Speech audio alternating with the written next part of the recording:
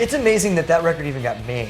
To go from where we saw ourselves many times before we even, before we released that record.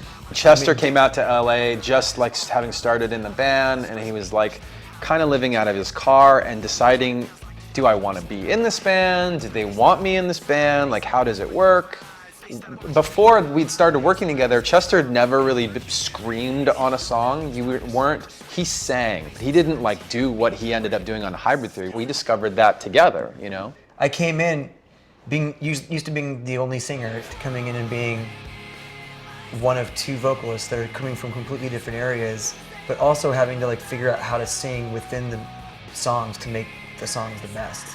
And then we got in the studio and like the people were like, that we were working with were saying, we want you to change this and change that. This guy has this gimmick where he wears a red hat, and you guys need a gimmick. For us, we were just like, come on, man. Like, what we're doing, there's a very specific lane that we're trying to go down. Like, we have a very specific idea for what this is, and it incorporates these different genres of music. I grew up in hip hop. I know hip hop like the back of my hand. It is what I like live and die by, and I want to put this very specific like type of hip hop in the music.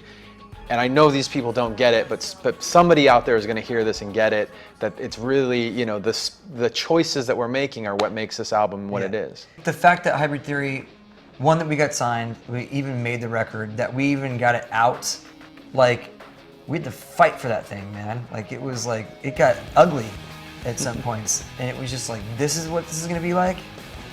Fuck this, man. It was like, at one point, I think we were all just kind of like, I hope they fucking drop us. Then we can just continue to be ourselves and not have these idiots fucking telling us to kick a shoe off and have. That was one of the gimmicks that they suggest. Like, just every show, like, you could kick shoes off and that could be your thing. Bro, that's like your thing. Or like, we could put Joe in a fucking chemistry set with beakers, and it was like, he could be the I'm just like, I'm sitting there looking at these people going, when are you going to shut the fuck up and leave? Like, are you seriously? Like, what do you do? Where did you come from? And why do you think you can come into our band and tell us what we're making? We make the record. I don't fucking care how many albums you watched somebody else make. This is Chester's inner 16-year-old popping out. This is the thing. When we made Hybrid Theory, it was like, we don't care. We are making the music, and we don't care about what you've observed somebody else do in your career. You didn't make anything. Why are you in here telling us how to make something? We came out with the record. It was the biggest record we'll probably ever have, okay, in terms of its sales. That's great.